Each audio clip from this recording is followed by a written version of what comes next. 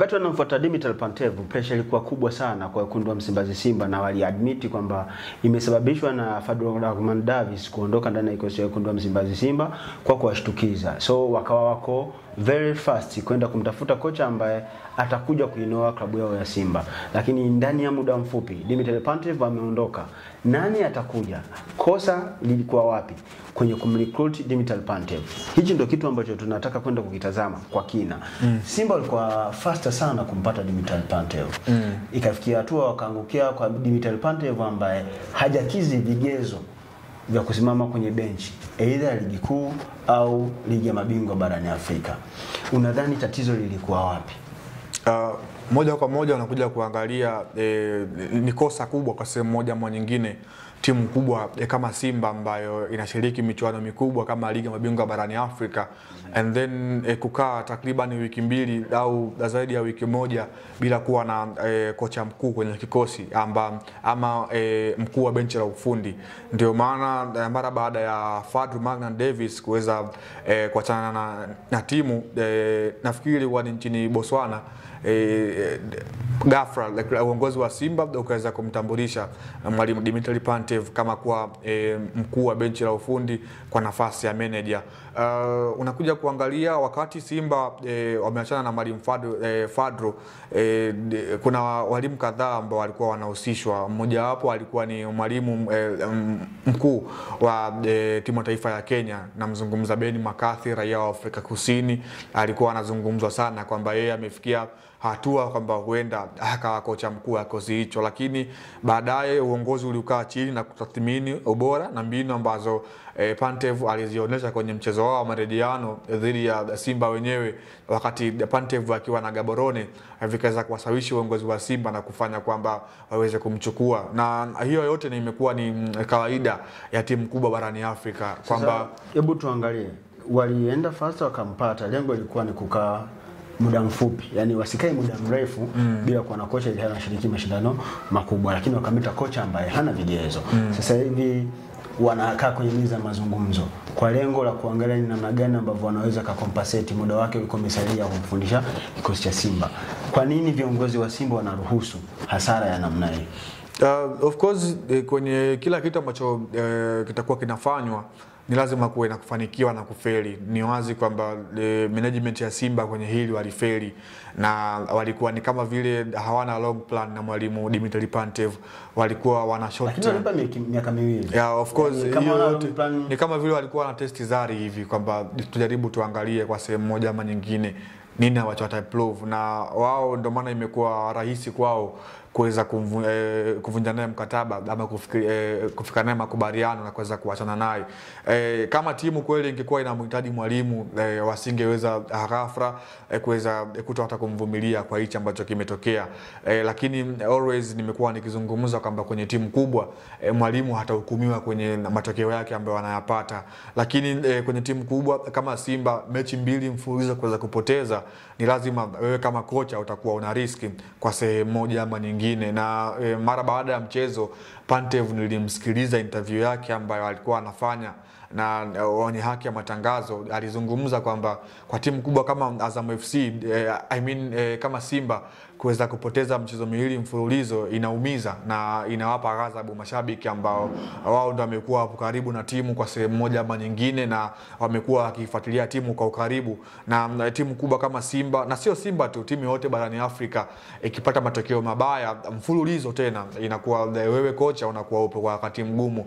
National Al walimfukuza mwalimu wao Marcel Kola ambaye aliwapa taji ya ligi ya mabingwa barani Afrika mara baada ya kufungwa na Pyramids bao 2-0 kwenye mchezo wa ligi kuu barani ligi kuu kule nchini Misri, na akasahau yote ambayo alishawahi kuyafanya akiwa na National Al kwa kupatia ubingwa wa ligi ya mabingwa barani Afrika. Kwa hiyo unaweza kuzungumza mengi juu ya Dimitar Pantev, lakini mwisho unafikia kwamba uongozi wa Simba Sport Club walimwamini Pantev, lakini pia walikuwa wanashaka naye kwa sehemu moja ama nyingine kwamba walifanya kama vile majaribio katika kitu ambacho ni very serious. Kwenye kwenda kumtafuta sasa mwalimu ajaye, kwa sababu hii iko wazi Simba wameingia hasara. Hasara kwanza ya muda, kwa maana ya kwamba muda ambao wameutumia kumrecruit Dimitar Pantev umepotea, pesa iliyotumika kwenye kumlipa Pantev, kwenye kila kitu ambacho amefanya kwa ajili ya Pantev. Hiyo ni hasara, lakini what I know kutokana na mikataba mingi ambayo huwa inasainiwa kutakuwa kuna compensation kumhusu Dimitar Pantev. Sasa kuepukana na hizi hasara za mara kwa mara ambazo wanaweza kuwa wanasababisha viongozi wenyewe, maybe kutokana na uharaka wao au kutokana na kupungukiwa maarifa, ni kitu gani wanapaswa kufanya kwenye kipindi hiki ambacho no doubt wataenda kumtafuta tena kocha mwingine. Sioni Simba wakiendelea kumwamini Suleiman Matola. Wakimwamini itakuwa ni kitu kizuri, but I don't see it kwamba wanaweza kafikia hatua kumwamini Suleiman Matola wamwache yeye atembee na Simba mpaka kwenye ligi ya mabingwa. Maybe kwa sababu kuna kama kukata tamaa hivi kwenye mashindano ya ligi ya mabingwa, wanaweza kusema tuende naye na yeye akapata experience, tuone atakuja na kitu gani. Endapo ataamua kurudi sokoni kwenda kumtafuta mwalimu mbadala wa Dimitar Pantev, ni vigezo gani wanapaswa kuvitazama? Moja kwa moja itakuwa ni wakati mzuri kwa mwalimu ambaye atakwenda kuifundisha Simba kwa wakati huu, compare kwamba timu kuna baadhi ya wachezaji watakuwa wametoweka kwenda kwenye michuano ya AFCON ambayo ndio iko mbele yetu, lakini mwalimu atapata angalau muda wa mwezi mmoja na zaidi kuweza kukaa na timu karibu. Kwa hiyo mimi nafikiri Simba hatachukua muda mrefu na kumtangaza kocha mwingine ambaye atastahili kuweza kuifundisha timu, lakini yani tu mara baada ya Simba kutangaza kwamba wao mkataba wao na Dimitar Pantev umeweza kumalizika, ofa za walimu zimeshaanza kumiminika. Nitakupa mfano mmoja. Wakati Young Africans wameachana na mwalimu wao ambaye alikuwepo, na mzungumzia Romain Folz, ule mchakato ulikuwepo kabla hata wao hajampa ile thank you. Na mzungumza Romain Folz kwamba kwa mwenendo ambao alikuwa anauonesha Romain Folz ndani ya Young Africans, uongozi wa Young Africans ulikuwa tayari umekwisha anza mazungumzo na walimu wengine barani Afrika ambao wangepata nafasi ya kuja kufanya naye ama kuja kuifundisha Young Africans. Ndio maana Young Africans ilivyokuwa inapitia wakati mgumu, wakaweza kumuongeza kocha ambaye ana CV ya kuja kuwa kocha, hata kocha mkuu kwenye benchi ambaye ni Patrick Mabedi, Malawi yule, akaongeza kwenye timu. Ile yote ni klabu kuweza kuthink na kutafakari kwamba nini klabu yetu iweze kufanya kwa wakati huu, na jambo lao likaamua kwanza kumleta kocha aweze kuongeza timu, aweze kuongeza kitu kwenye timu ambaye alikuwa ni Patrick Mabedi. The same kwa Simba, inaweza ikawa ni wakati wao sahihi na kwa sehemu moja ama nyingine kupata kile ambacho wanakitaka kwenye huu msimu. Ni wazi kwamba msimu huu Simba kwenye hasa kwenye gari lao la michuano ya ligi ya mabingwa barani Afrika limekwisha ngoka matairi mawili, na mwalimu ambaye atakuja kwenye kikosi cha Simba atakuwa na kazi kweli kweli kuweza kuyafanya.